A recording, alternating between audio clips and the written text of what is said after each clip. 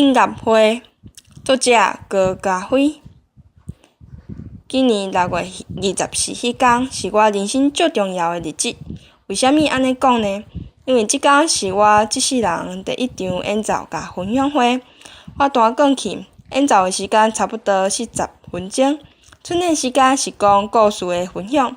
我演奏华语歌，搁有我家己所创作的歌，名号做《The Song of Veronica》。即条歌是我写予我所喜的音乐家的歌。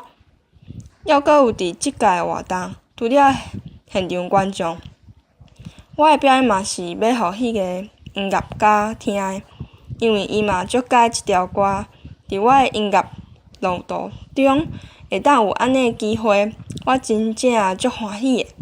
后半场是我的音乐故事，我分享音乐起源的快乐，连我家己嘛感觉讲了袂歹呢。